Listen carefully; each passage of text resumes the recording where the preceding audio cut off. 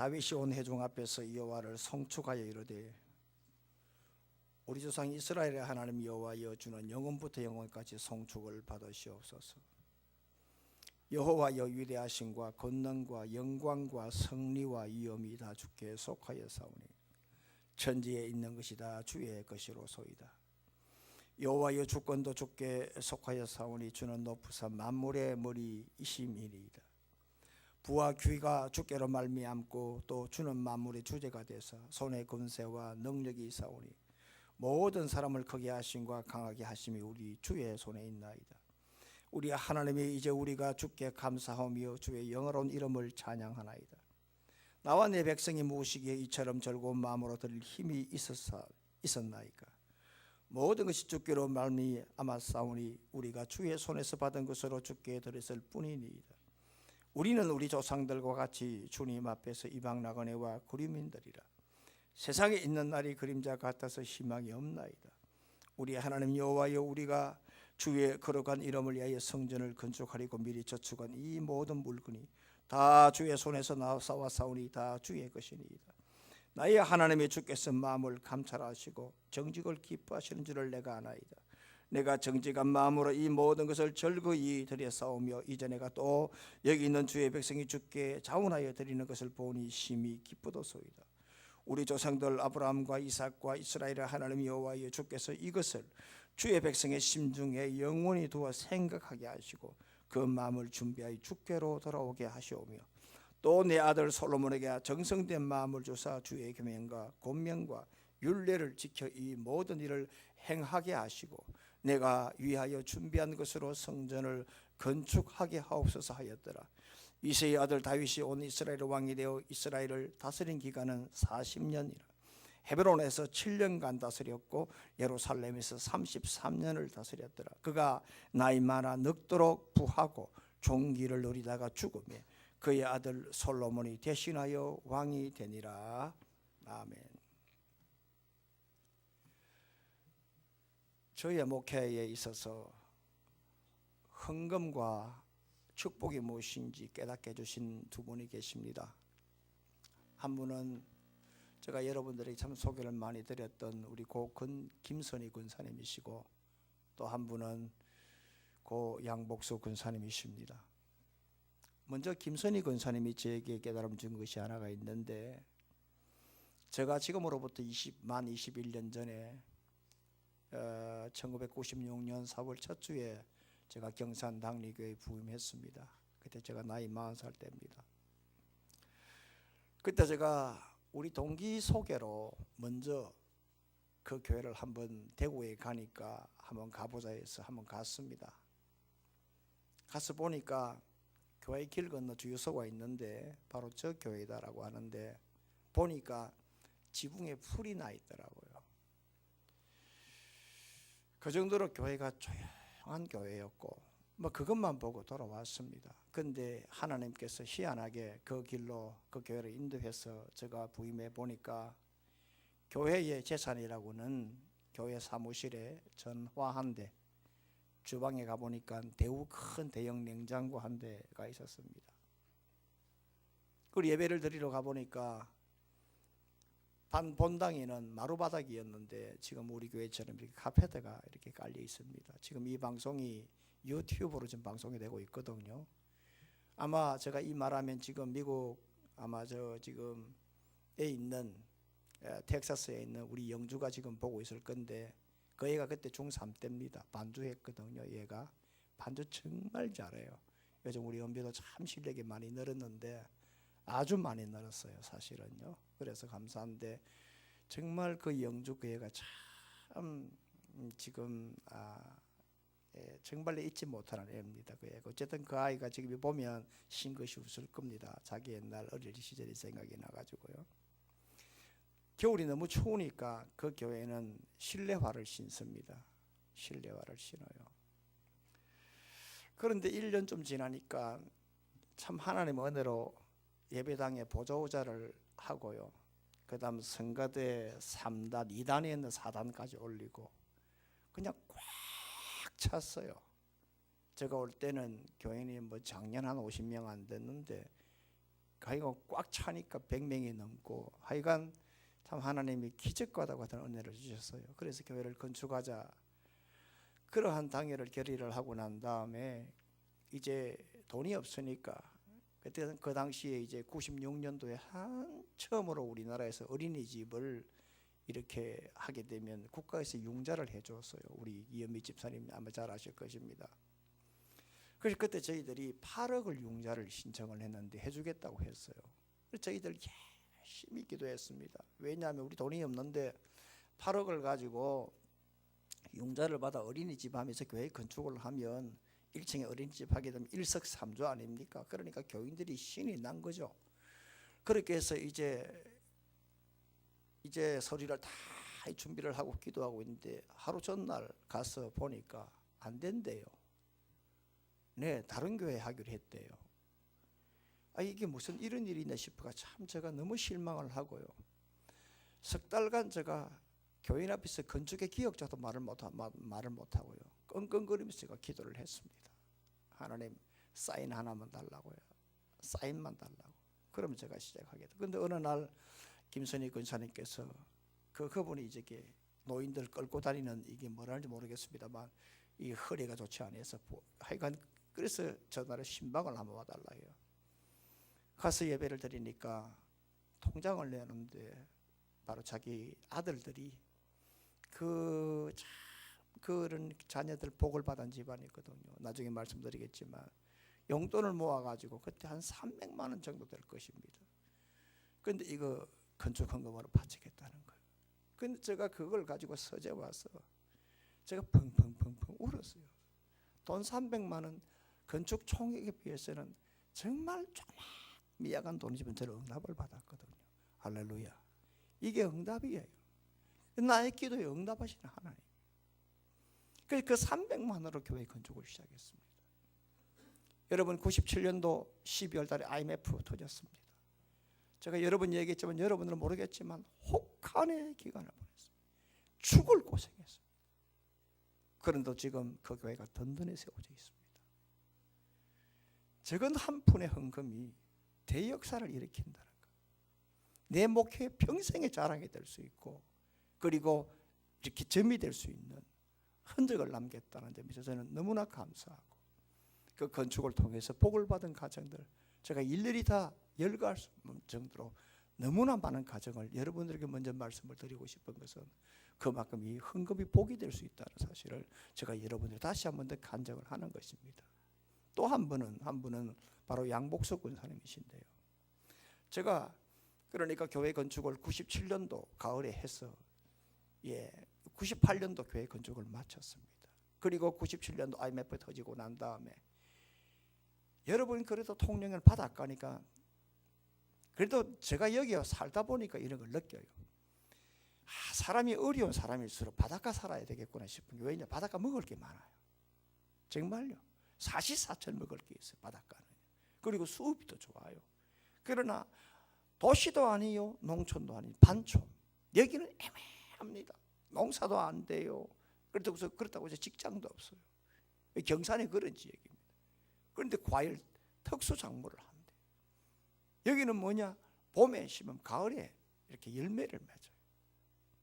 그런데 IMF 터지고 난 다음에 그야말로 완전히 썰어가 버렸어요.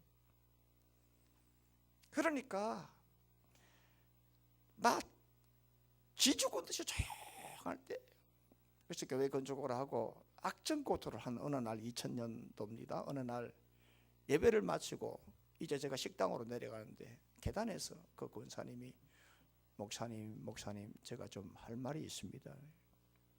무슨 말씀이십니까? 목사님 왜 목사님 우리 복을 가로막습니까? 그러는 거예요. 이 어른이. 내가 너무 놀래가지고 권사님 제가 뭐 잘못된 게 있습니까? 라고. 목사님은 다 좋은데 왜 헌금을 왜 말씀 안 합니까? 충격을 받았어요. 정말 제가 충격받아요. 이분이 잘 사는 사람이 아니에요. 이분이 경산역 옆에 그 옥산동에 시청에서 집을 제공해주고요. 그 1급 수급 대상자예요. 그리고 그 당시 한 달에 15만 원인가 그렇게 줬어요. 그런데 그분은 그 돈 가지고요, 딱 자기 구역의 식사 당번이 되면 고기도 사고 떡도 내고, 그리고 하여간 무조건 하나님 우선이 부자입니까? 아니에요. 그게 제가 너무 저에게 미치는 거예요.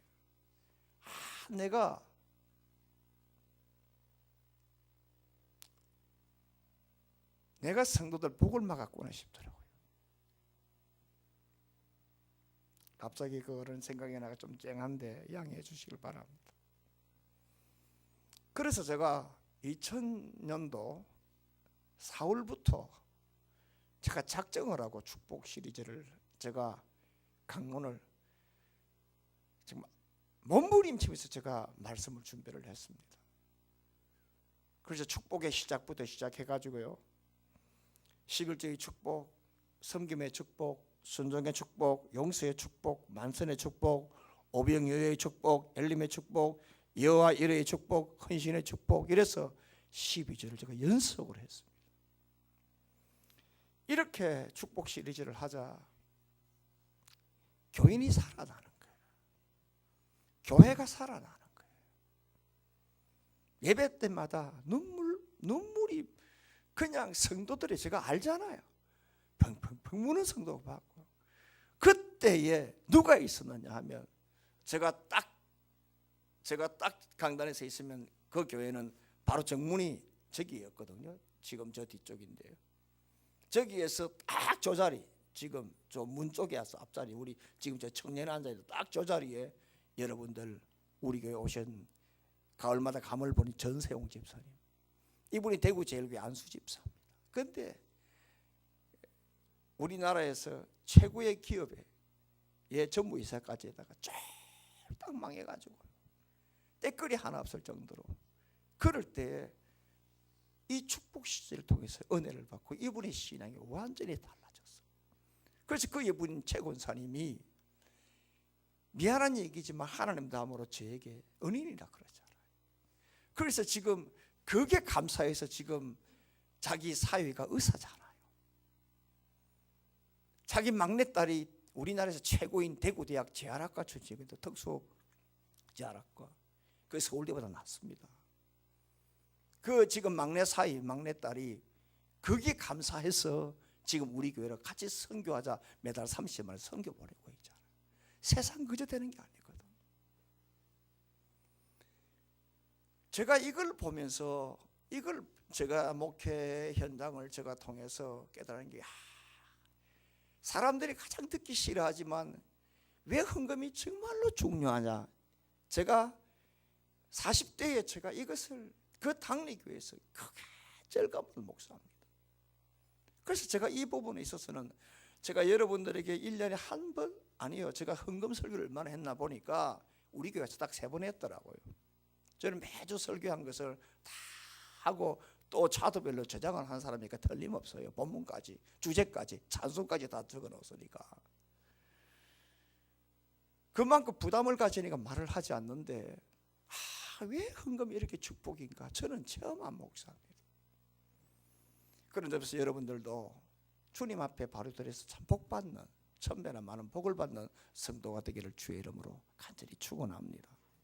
나는 남자보다 적금 통장이 좋다라고 하는 책이 있는데, 이게 오래된 책입니다. 어느 미혼 여성이 참 절약을 해서 적금을 들여 1억 800만 원을 넘어간 그 노하우를 기록한 책인데, 나는 남자보다 적금 통장이 좋은 이유 5가지를 말씀을 하는데요.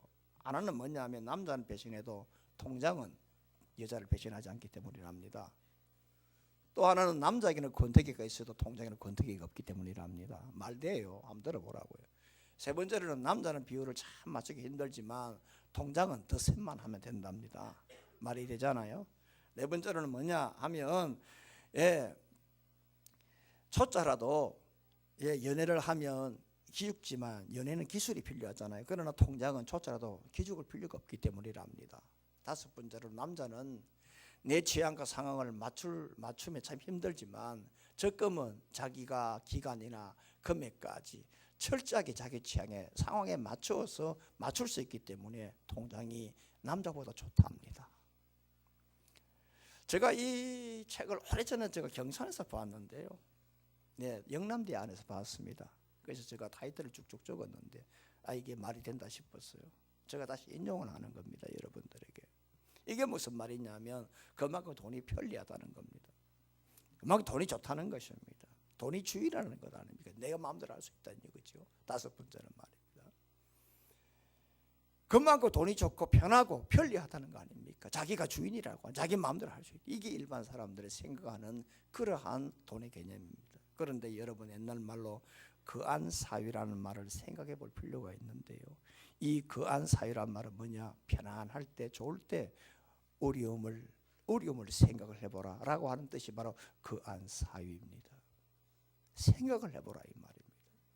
주님이 사복음서에서 생각하라, 제가 이렇게 검색을 해보니까요, 사복음서에서 주님이 그냥 단순하게 생각하라 라고 하는 생각에 대해 숫자를 해보니까 한 50번 정도 나오더라고요. 이게 무슨 생각하나? 주님이 우리에게 생각하라 라고 말 때 먹고 마시는 문제에 있어서 생각하라는 그 의미만 50번 정도 되는, 이게 뭐냐면 우리 생활 전 부분에 있어서 주인은 하나님이라 이 말입니다. 다시 말하면 축복의 근원은 하나님이라 이 말입니다. 따라서 너희들이 무엇을 생각하느냐라고 할 때에 하나님이 축복의 근원이다, 하나님의 복의 근본이다, 하나님 앞에서 우리가 받은 것을 하나님께 드리면 복이 된다, 이것을 생각하라 라고 하는 의미가 성경에서 한 50번 정도 나온다는 사실을 알아야 합니다. 많은 사람들이 돈을 귀하게 여기지 않습니까? 많은 사람들이 돈을 우선하지 않습니까? 그래서 항상 돈을 우선하다 보니까 헌금할 때 망설이 있죠. 그런데 지난 축복의 시작 신명기 1장 11절 말씀, 축복이라고 하는 말씀, 네, 그 다음에 창세기 12장 2절 말씀, 아브라함에게 복의 근원이 된다는 말씀, 또 창세기 22장 17절에 하나님께서 아브라함에게 모리아 산에서 이 이삭을 바칠 때 하나님에게 아브라함에게 복을 주되, 이 복에 대한 이 복의 개념이 뭐냐? 여러분 잘 아시는 바로 바라크입니다. 무릎을 꿇다. 이게 복을, 우리 쪽에서 복을 받다, 하나님의 복을 받다라고 한 뜻이거든요. 그러니까 이 말은 무슨 말이냐면 예배는 복이라고 하는데 이 예배의 오대요소를 알아야 하는데 말씀과 기도와 찬양과 헌금과 축도입니다, 여러분. 그러니까 예배는 우리가 드리는 이 예배는 이 하나님께 찬양하는 것만 예배가 아니라 헌금 또한 예배라는 사실을 분명히 기억하기를 주의 이름으로 축원합니다. 그래서 헌금이 뭐냐? 헌금이 바로 축복의 지름길이다라는 겁니다. 헌금이 바로 축복의 통로라고 하는 겁니다. 그래서 헌금은 1000배나 많은 복을 받는 비결이라고 하는 거예요. 그래서 이것을 생각하고 축복의 근원은 하나님이니까, 그렇다, 하나님께 드리면 이게 바로 우리에게 복이 된다라는 걸 생각하고 너희들이 하나님께 드리라라고 말씀을 하고 있습니다. 그래서 이 헌금이 바로 1000배나 많은 복을 받는 비결이라고 하는 것. 우리 모두가 다 이 한 해에 여러분들이 어렵지만 하나님께서 하나님께로 드리시고 1000배나 많은 복을 받는 이 한 해가 되기를 주의 이름으로 축원합니다. 그러면 우리가 헌금을 통해서 1000배나 많은 복을 받으려면 어떻게 해야 될 것인가? 제일 먼저 모든 물질의 주인은 하나님이라고 하는 겁니다. 모든 물질의 주인은 하나님을 고백하고 하나님께 깨끗하게 깔끔하게 드리십시오. 그러면 하나님이 복의 근원 되신 하나님이 우리에게 복을 준다는 사실입니다. 14절을 한번 다 같이 읽습니다. 14절입니다. 시작.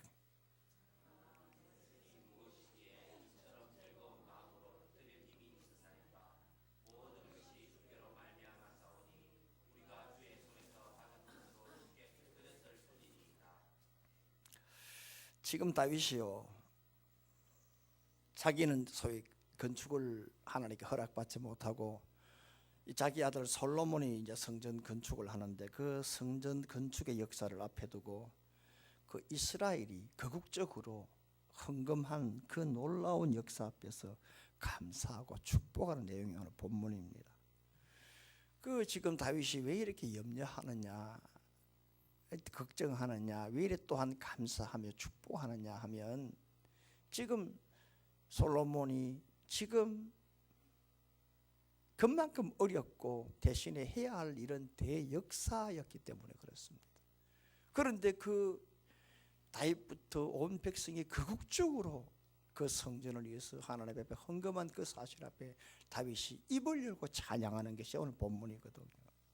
그 다윗이 지금 얼마나 자기 자신부터 주님 앞에 이렇게 귀한 것을 다 드리느냐면 22장 3절 말씀 보게 되면, 지금 다윗이 성전 건축을 위해서 사용하기 위해서 그가 얼마나 많은 철을 준비했고, 또 무게를 달 수 없을 만큼, 옛날 말로 중수를 셀 수 없을 만큼 힘이 많은 그러한 못을 준비를 했습니다.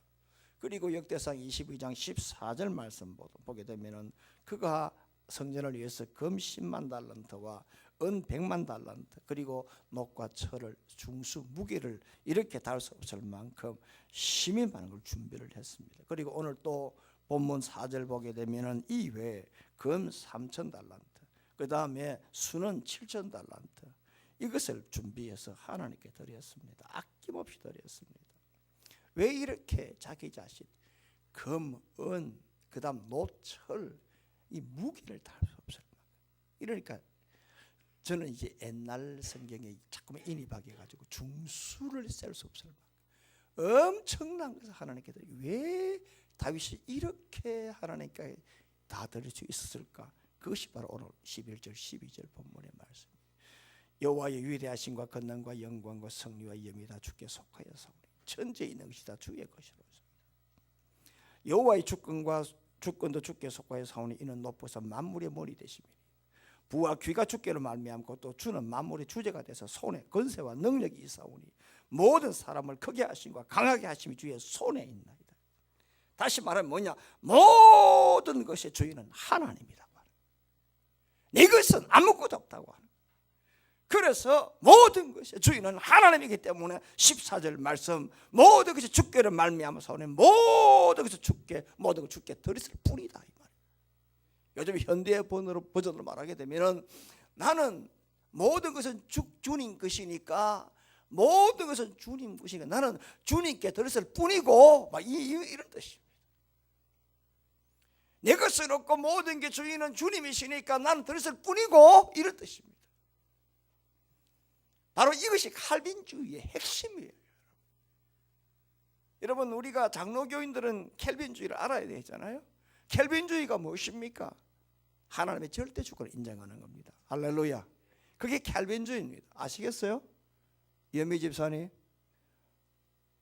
김현미 집사님, 옆분 보고 웃지 마시고. 켈빈주의 사상은 뭡니까? 따라해봐. 하나님의 주권을 인정하는 것이다.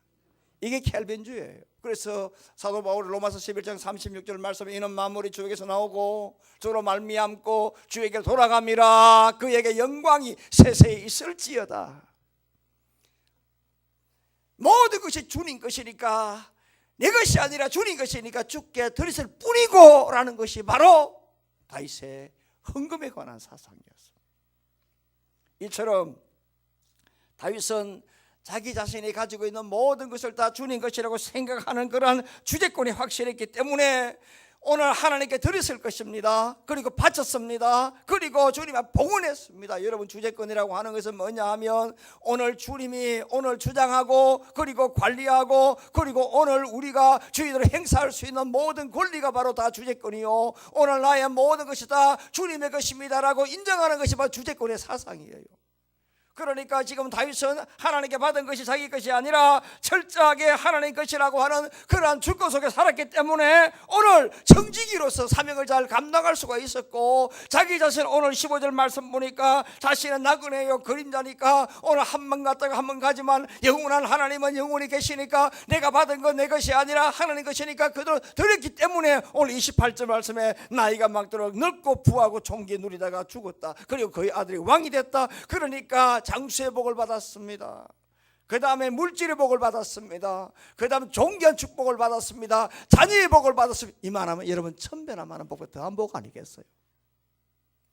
그러니까 어떤 사람의 천매나 많은 복을 받느냐라고 하면 나의 나된 것이 내가 아니요 하나님의 은혜요 나의 것이 내 것이 아니라 이 모든 건 하나님의 것이니까 주님께 드리는 바로 이러한 헌금을 생각하며 주님께 그들 드리는 이런 백성들 이런 사람들이 천매나 많은 복을 받는 겁니다.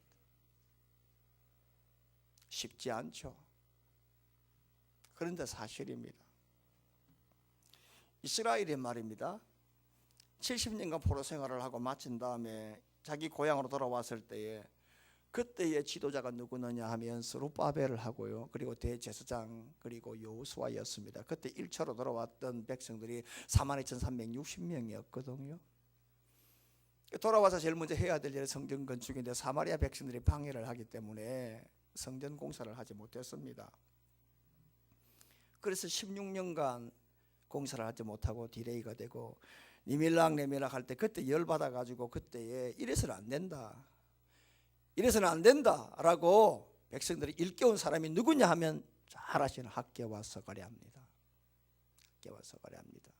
그래서 성전을 건축을 했습니다. 그런데 성전을 건축하고 난 다음에 이스라엘 백성들이 또다시 자빠지기 시작했습니다. 신앙의 매너리즘이 걸렸죠. 신앙이 식어졌죠. 열정이 사라졌죠. 그래서 그때의 이 식어진 가슴에 두 번째 불을 지핀 사람이 누구냐? 여러분 잘 아시는 바로 말라기입니다. 이래서는 안 된다라고 하는 거예요. 식어진 가슴에 불을 붙인 사도에서 선지자가 바로 말라기 선지인데요. 너희들이 성전 짓고 그냥 제가 자주 잘 쓰는 표현으로 그냥 퍼즐로 앉아있고 그냥 민기적거리고 그저 뭐 잘 되겠지라고 이럴 때에 아니라고 불을 같이 지피고 열정을 일깨고 눈을 열게 하신 사람이 바로 말라기의 선지였어요. 그럴 때에 이스라엘 백성들이 이럴 때에 얼마나 신앙이 부러졌느냐 하면 얼마나 하나님 앞에 예배나 헌금이 얼마나 와야 되고 흐트러졌느냐 하면 말라기 3장 8절 말씀에 뭐라고 하느냐 하면 너희는 나의 것을 도둑질을 하고도 안 했다라고 하는 겁니다. 내가 어떻게 주님의 것을 내가 도둑질을 했습니까? 그 하는 것이 뭐냐 하면 바로 11조와 복음물이다. 이 옛날 성경에는 헌물이라 그랬거든요. 여러분들 아셔야 될 게요, 우리가 11조를 하는 거하고 그냥 일반 감사예물 드리니까 같은 것으로 생각을 하면 여러분 크게 그 생각을 잘못하는 겁니다. 따라해 볼까? 11조는 11조고 헌금은 헌금이다. 다른 겁니다. 아시겠습니까? 그래서 제가 여러분들에게 늘 하는 얘기는 항상 제가 이야기하잖아요. 선교 헌금이나 그 다음에 뭐 제가 교회 발전 헌금할 때 개인 이름 하라는, 개인 이름. 예, 한 가정에 한 분이 벌면 도리가 없지 않습니까? 내 수입이 없으니까. 그럼 내가 수입이 있으면 무조건 개인입니다. 아멘입니까? 성경이에요. 11조 복음물이라는 거. 그런데 오늘 이 사람들은 이 개념이 없었던 거예요. 네. 왜냐하면 물질의 주인은 하나님이 아니라 자기라는 거예요. 그러니까 그냥 퍼즐로 앉아있고 지금 그냥 완전히 눈이 감겨 있다 보니까 자기밖에 안 보이는 거예요.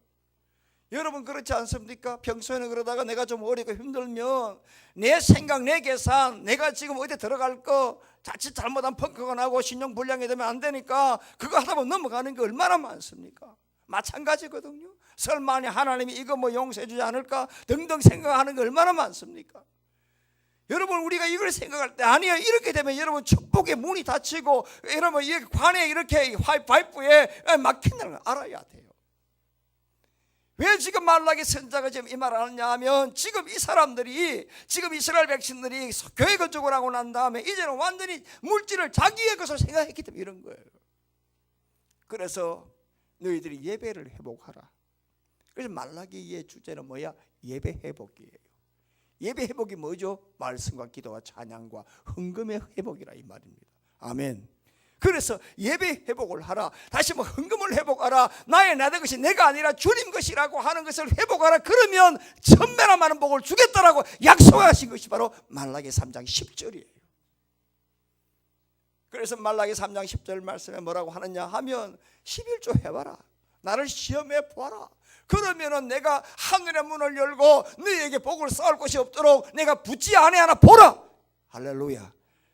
하나님 앞에 내 것이 아니라 하나님의 것이 인정을 드려보라. 그러면 내가 천배나 많은 복을 주겠다고 약속을 하고 있어요. 이 의미를 우리 당 장로님 2분, 우리 권사님, 젊은 권사님 3분, 우리 은퇴 권사님, 또 우리 재직들 잘 들으시기를 주의 이름으로 축원합니다. 제가 근자의 TV를 보면서요, 예사로 생각했다가 나중에 저 사람? 했던 사람이 한 사람이 있어요. 누구냐면 옛날 이명박 전 대통령과 박근혜 지금 대통령이 옛날 경선할 때 그 당시에 국회의원 박근혜 씨의 그 과거를 폭로를 했다가 형무소간 사람인데 그 사람이 누구냐? 김혜호 씨였어요. 그래서 이 김혜호 씨가 박근혜 대통령은 최순실과 연관이 됐다. 그리고 최태민과 연관이 되어졌다. 해서 그때에 이렇게 검증을 할 때에 자료를 가지고 할 때에 이게 허위다 해서 6개월 동안 형무소 가서 지금 베트남에서 지금 여행 가이드를 하고 있어요. 그런데 이번에 이 최순실 사건이 터져서 이분이 다시 등장해서 보니까 살이 쪄서 저는 몰랐어요. 그런데 가만히 보니까 정말 안면이 많은 거예요. 이 알고 보니까 이 사람이 이름을 바꿨더라고. 이 사람도요, 최순실이처럼요. 김혜호가, 이 사람이 본래 이름이 김혜경이에요. 누구냐? 단공교 교주예요. 이 사람이 단공교 교주를 22년간 했거든요. 이 사람이요. 이 사람이 자기가 단공교 교주로서 자기는 진짜 백이니까 최태민이는 영세교 교주였단 말이에요. 이거 가짜예요. 그러니까 진짜가 가짜라 보니까 저 길을 가도 동업인데, 맞죠? 동업인데 지는 진짜고 가짜를 보니까 저 가짜라. 그러니까 저게 진짜 행사니까 제가 아니다는 거예요. 그러니까 김혜경 씨의 말이 진짜 맞죠. 지금 보니까 확실히 맞은 거거든. 제가 왜 이분을 아느냐면 제가 90년도에요. 90년도에 제가 해운대 제일교회에 있을 때 제가 그 당시에 간증 강사들 초빙할 때 제가 그 업무를 담당했거든요. 그래서 그 교회에서 막 모든 한국의 간증 강사들 제가 다 섭외를 했어요. 뭐 하여간 우리나라에서 내노라는 사람을 다 했고, 그때 저의 그 노트에는 제법 우리나라 유명한 연예인들 뭐 전화번호 다 있었고 매니저 다 알고 있었거든요. 어쨌든 그때에 연결이 되어져 가지고 제가 한 안면이 있었어요. 근데 이분이 이번에 나와서 보니까 옛날에 생각이 나는 게 있는데요. 이 사람 본래 직업이 미용사였거든요. 미용사였어요. 그런데 어느 날 신을 받았어요. 신을 받았는데 산으로 올라오라. 예, 그때는 박준 이런 사람 나오기 전에 남자 미용사 인기 정말 돈 정말 떼돈 벌었어요. 그래서 산에 이끌려 가는 어디 그냥 망우리 공동묘지를 갔어요. 거기에서 50일 동안 돌을 닦는데 돌을 닦고 마지막에 그 귀신이 그래 소위 말하는 이제 교주 사관학교예요. 만드는데요. 마지막에 이제 주는 그 은사가 뭐냐? 예언의 은사를 준대요. 그러니까 귀신이 50일 동안 훈련을 시키면서 환상을 보여주고 궁합을 보고 송금을 보고 구설하게 하는데 이 사람이 완전히 대신이 된 거예요. 정말로 대교주가 돼. 그러니까 70, 80 먹은 무당들 앞에 와서 절절절절 맨들어요. 그리고 자기는 스승이 되고 아버지가 되고. 거기에 보니까 이제 최태민이 있는 사람 보니까 순 가짜배기들 아닙니까? 그런데 마지막에 귀신이 예언을 주는데 이런 말을 합니다. 귀신은요, 다른 건 몰라도 먹고 살게 한 가지는 준답니다. 한 가지는 준답니다. 그러니 교주가 되려고 하면 예언을 해야 되잖아요. 예언을. 그래서 이분이 그 당시에 교주로 있을 때, 교주 수업을 딱 받을 때에 그때가 11월 나기 전이거든요. 그래서 박 씨가 죽고 전씨라는 성을 가진 사람이 왕이 될 것이다 예언을 했어요. 실화입니다. 궁정동에서 실제로 그런 날이 일어났잖아요. 11.6이. 그래가지고 막 우리나라 정치인들이 다 몰려온 거예요. 그러다가 10년 만에 이 사람이 완전히 깨떨어져 목사가 됐거든요. 그런데 이분이 중요한 말을 했어요. 귀신은 한 가지는 먹고 살게 해주는데요, 그런데 귀신은 오늘 우리들에게 하나는 주고 9개는 다 빼앗아간대요. 그런데 사람들은 그 한 개 얻으려고 그렇게 발부둥 치고 따라가다가 망조를 만난대요. 무슨 말이냐 하면 이분이 말을 들어보면 복의 근원은 하나님이다 이 말입니다. 귀신이 아니다 이 말입니다. 그런데 왜 찾아가느냐? 하나 얻으려고 하다가 9개 다 빼앗기는데 왜 찾아가느냐? 물질의 주인은 자기라고 생각하기 때문에 그렇다는 거예요. 아멘. 그래서 복의 근원은 하나님이라고 하는 거예요. 이걸 알아야 돼요, 여러분들. 정말 이걸 알아야 돼요. 그래서 마태복음 10장 32절 말씀에 누구든지 사람 앞에서 나를 시인하면 나도 하늘에 계신 내 아버지 앞에서 그를 시인할 것이요. 무슨 말이냐 하면 내가 가지고 있는 것이 내 것이 아니라 하나님 것이 시인하면, 하나님 앞에 드리면, 헌금하면 하나님은 그의 인생과 가족에 천만한 많은 복을 주겠다 이 말입니다. 이런 복을 우리 성도 여러분들 다 받기를 주의 이름으로 축원합니다. 둘째로 정직한 마음으로 즐겁게 드리십시오. 정직한 마음으로 즐겁게 드리십시오. 17절을 한번 다 같이 읽습니다. 시작. 나의 하나님이여 주께서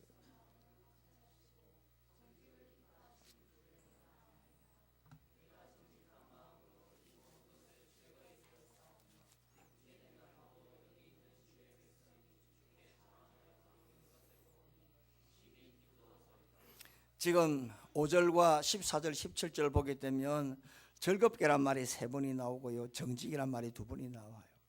다윗이 이런 엄청난 헌금을 할 때에 그가 우울하고 칙칙한 마음으로 드린 것이 아니라 즐겁게 3번이나 정직하게 2번이나 이런 마음으로 그가 헌금했기 때문에 28절에 천배나 많은 복을 받을 수가 있었어요. 창세기 14장을 보게 되면 아브라함이 롯을 구출하고 난 다음에 돌아올 때 멜기세덱을 만났어요. 그때 멜기세덱을 만났을 때 멜기세덱이 창세기 14장 말씀에 19절 말씀에 그가 멜기세덱 축복을 하니까 그대로 아브라함이 그대로 11절을 바쳤어요. 여러분, 제사장이 누굽니까? 하나님을 대표하는 사람이, 하나님을 대신한 사람이잖아요. 그러면 우리 신약 시대의 대제사장은 누구십니까? 예수 그리스도십니다. 아멘. 우리는 왕 같은 제사장이에요. 대제사장은 누굽니까? 예수 그리스도예요. 아브라함이 승리하고 난 다음에 돌아왔을 때 롯을 구출하고 난 다음에 자기의 가신 318명을 데리고 자기의 조카를 이렇게 포로로 잡아갔던 단과 다메섹에 찾아가서 거기에 전투를 해서 다 그 사람들을 빼앗겼던 걸 다 찾아올 때에, 그리고 어떤 그런 여러 가지 재산을 다 가지고 왔을 때에 그걸 그 재산 가운데 10분의 1을 그대로 대제사장 멜기세덱에게 드렸다는 거예요. 그야말로 깔끔하게 정직하게 정말 즐겁게 드린 거예요. 이것이 여러분 축복의 출발입니다. 그래서 이게 아브라함이 축복의 근원이 되고 복의 근원이 된 것이 뭐냐면 오늘 11조의 근원이 누구냐? 아브라함이거든. 이건 뭐냐? 인류의 시조인 아브라함이 이런 거 있다면 우리는 당연히 해. 누구에게? 예수 그리스도에게. 그때는 대제사장 멜기세덱이 했다면 지금 이 시간에 우리의 대제사장이신 예수 그리스도에게 당연히 하나님 앞에 정직하게 그리고 즐겁게 깔끔하게 드려야 된다는 거 말씀합니다. 이게 성경입니다. 아멘. 그래서 이게 우리에게 축복의 비결이다 말씀을 합니다. 제가 여러분들, 제가 오늘 내 목회에 헌금과 축복의 2가지를 저에게 보여줬다 했는데, 교훈을 줬는데, 제가 축복과 망조에 대해서 저는 또 교회 건축을 하면서 본 게 있습니다. 한 분은 누구냐 하면 정수웅 장로님인데 이번 교회 건축위원장을 했거든요. 교회 건축하고 얼마나 어려웠던지요. 그 추운 경산에 겨울에 보일러를 안 뗐어요. 당회를 하는데 사무실에 기름값 아낀다고. 그러니까 바닥이 완전 얼음 냉장이죠. 실내가 실내도 그냥 발이 쩔쩔쩔 떨어붙죠. 그런데 뭐 일을 하려고 해도 돈이 없으니까 누가 하나 말을 엽니까? 말하는 사람이 주로 책임지는 게 이상한 관습이 있거든, 우리나라에는요. 그러니까 말을 하는 거예요. 1시간, 2시간도 말을 안 해요. 그러면 제가 당회장으로서 얼마나 힘들어요. 나이 40살에, 그때 42살 때. 정말로 힘들었어요. 그런데 그때 그 정성 장로님 이런 말을 했습니다. 장로님, 우리가 어렵지만 재산에 11조 합시다 했어요. 그러니까 어느 장로님 한 번이 팍 일어났어요. 그래서 나를 보고 하는 말이, 왜 목사님은 당회를 그런 식으로 끌고 가냐 해서, 내가 처음이자 마지막으로 제가 소리 한번 질렀어요. 장로님, 결정했습니까? 당회는 토의를 하는 것 아닙니까? 말 못합니까? 장로님이 이런 말씀하실 때 들어보고, 이건 아니잖아요. 결의한 게 아니잖아요. 장로님, 그리고 장로님이 이런 말씀할 때 얼마나 감사한 일입니까? 그러면 참 좋습니다. 이런 말도 못합니까? 그러면 장로님 알아서 하세요. 난 나가버렸어요. 그러나 또 한 장로님이 있어요. 제가 부임할 때 부산까지 와서 제가 목회하던 현장까지 봤던, 참 오해하기 딱 좋은 저 삼촌이라 남들이 오해했던 오영준 장로님. 오늘 우리 영주가 다 듣고 있을 때 옛날 생각날 겁니다. 그 장로님은요, 교회 딱 건축한다고 하니까 한 달 전에 교회 떠났어요. 97년도 1월 첫 주가 경산에 눈이 한 1m 정도 왔어요. 차 다 못 다녔어요. 난에 마치고 제가 그 눈을 헤치고, 눈이 얼마나 무거운 걸 내가 그때 알았어요. 내가 부산 사람이어도 눈을 압니까?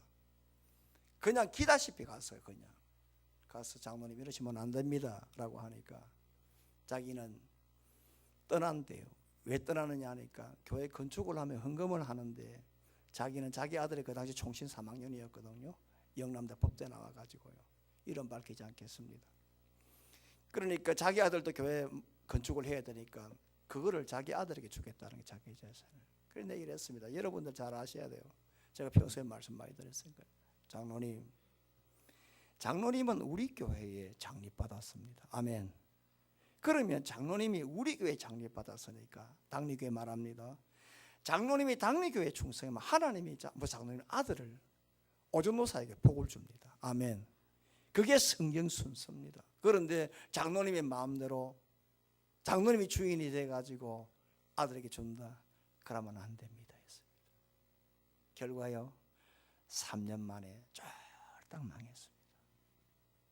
빈털들이 하나님이 터는데 내 눈 똑똑히 봤습니다.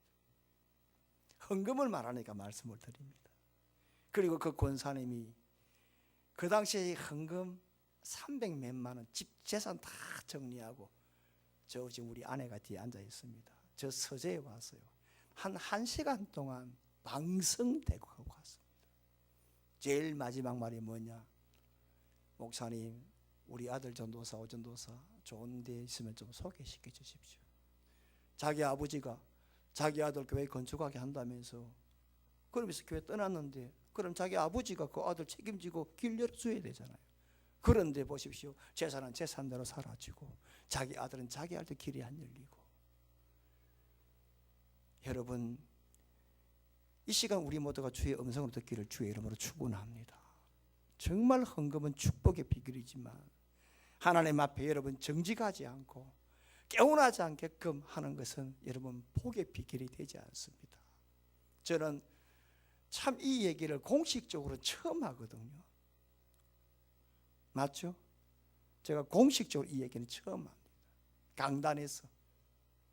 개인적으로는 제가 말씀드리지 모르겠지만 강단에서 오늘 이 얘기는 처음 하는 겁니다. 그만큼 이런 얘기는 정말 무거운 얘기예요. 그러나 하나님 앞에 복 받는 것이다라고 생각하면 이것만큼 은혜가 되는 게 없는 줄을 믿기를 주의 이름으로 축원합니다. 아멘.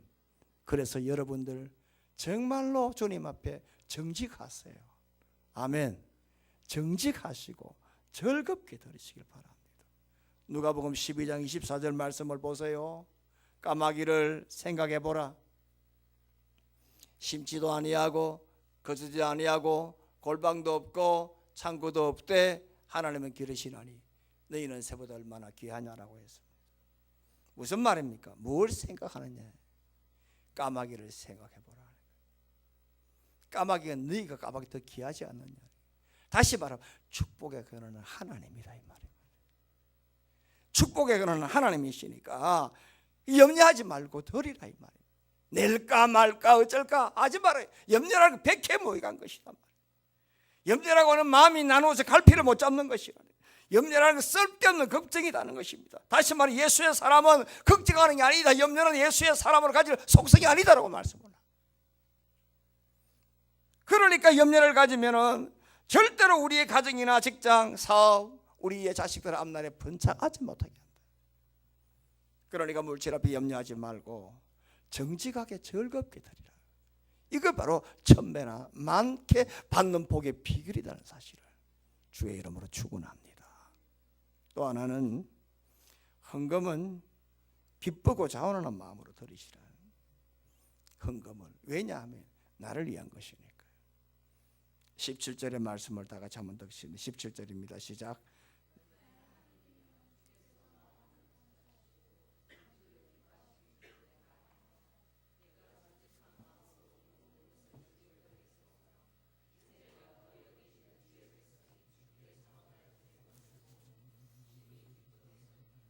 여기 보면 기쁘게란 말이 17절에 한번 나오고요. 9절의 말씀 보면은 자원한다는 말이 두 번이나 나와요.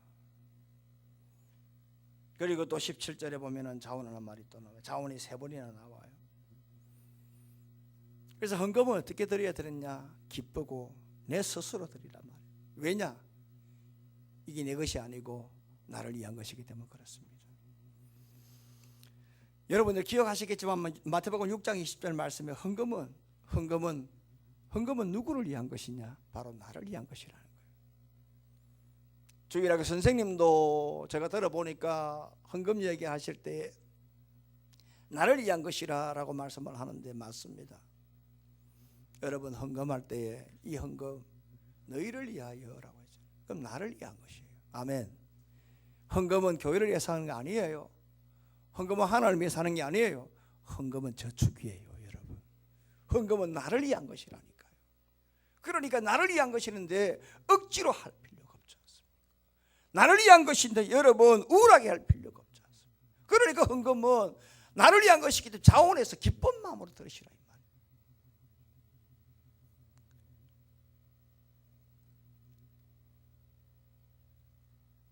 전도서 5장 12절 13절 말씀을 여러분 한번 보시면 깨달은 바가 많을 겁니다. 노동자는 먹는 것이 많든지 적든지 잠을 달게 자지만 부자는 그 부유함 때문에 자지 못한다 했습니다. 왜 부자가 부유함 때문에 자지 못할까 하는 겁니다. 네? 지것이라 생각하기 때문에 그래요. 이렇게 되는 사람들은 헌금할 때도 기쁜 마음으로 자원하는 마음으로 곽선희 목사님에게 어느 목사님이 찾아갔습니다. 교회 힘드니까 지원 좀 해달라고. 뭐라는 줄 아십니까? 네. 교인 부자하고 교회 부자하고 다르다는 얘기입니다. 아무리 교인이 부자래도 그들이 헌금을 해야 교회가 부자가 되는데 교인이 아무리 부자래도 믿음이 없으면 헌금을 안 한다는 겁니다. 이해되시죠? 그러니까 왜 부자가 잠을 자지 못하느냐? 자기 것이라 생각이 돼요. 그러니까 지금도 보십시오. 어느 사람 보니까 세상에 완전히 프로포폴을 막 그게 우유주스 아닙니까? 네? 그걸 매주마다 맞았다. 왜 잠을 못 잡니까? 우리는 하루에 커피를 10잔 마시도 누우면 바로 자는데 왜 그렇습니까, 여러분? 왜 그럴까요? 무엇 때문에 그렇게 잠을 자지 못할까요, 여러분? 이것은 뭐냐 하면 이 물질이 내 것이라 생각을 하고 내 것이라 생각하기 때문에 주님 앞에 기쁘게 자원하는 마음으로 드릴 수가 없다는 것입니다. 여러분 잘 아시는 BY 제가 소개하고 마치겠습니다. 이번 1월 3일 날 SBS에서 본격 연애 한밤이라는 프로 있죠. 그때 올해를 빛낼 떠오르는 스타, 라이징 스타 BY를 소개를 했습니다. BY가 이런 말을 하더라고요. 자기가 저 쇼 미드머니 4에 나왔을 때 자기는 소속사도 없고 얼굴도 못생겨가지고 떨어질 생각을 했대요. 그런데 막상 또 떨어졌대요. 그때 자기가 여기 하나님 뜻이 있구나, 그걸 깨닫고 난 다음에 그 쇼 미드머니 5에 그가 재도전해가지고 그때 우승을 했지 않습니까? 그 우승하고 난 다음에 지금도 그는 그 제가 한번 소개했지만 그 랩 안에 있는 그 11조 헌금, 한번 여러분들이 들어보시면 그 안에 다 있어요. 십자가 부활 뭐 등등 다 있거든요. 이번에 1월 3일 날 그 사회자가 이렇게 물었습니다. 그 쇼 미드머니 그 5에서 우승하고 난 다음에 달라진 게 뭐냐 물어보니까 싱긋이 웃으면서 그때부터 수입이 20배 늘었대요. 20배 늘었는데 그 방송에서 뭐라고 하느냐 하면 이래요. 주님과 9대1로 나눕니다. 아멘. 멋진 친구잖아요. 이게 내 말에 방송에 나온 얘기입니다. 방송에 나온 얘기입니다. 수입이 20배 늘었는데 주님과 9대1로 나눕니다. 할렐루야. 그런데 하나님이 나에게 더 준다는 거예요. 이게 여러분 축복의 비결입니다. 여러분 돈 있잖아요. 돈은 만몬이거든요. 만몬은 돈신입니다. 돈신. 그러니까 사람들이 그렇게 미치는 거 아닙니까? 거기에 몰입되는 거 아닙니까? 그러나 여러분 돈의 주인은 하나님이세요. 할렐루야. 세상 사람은 돈이면 최고예요. 돈이면 우선하지만 그러나 돈의 근본은, 물질의 축복의 근본은 하나님이라는 거예요. 그러니까 물질의 주인을 하나님이라 생각을 하고 하나님 것이라 고백을 하고 정직한 마음으로 즐겁게, 그리고 헌금은 나를 위한 것이라 생각을 하시고 믿고 기쁘고 자원하며 하나님께 헌금할 때 이 한 해 1000배나 많은 복을 우리 모두에게 주실 줄로 믿습니다. 헌금 정직하게 하십시오. 기쁘게 하십시오. 아멘. 많이 하라 하지 않습니다. 깔끔하게 하십시오. 절대로 도둑질하지 마십시오. 그러면 중심을 보시는 하나님께서 분명코 모든 가정에 이 한 해에 약속대로 1000배나 많은, 신명기 1장 11절의 말씀대로 1000배나 많은 복을 주실 줄로 믿습니다. 모두가 다 주의 음성 듣기를 주의 이름으로 축원합니다. 오늘 오신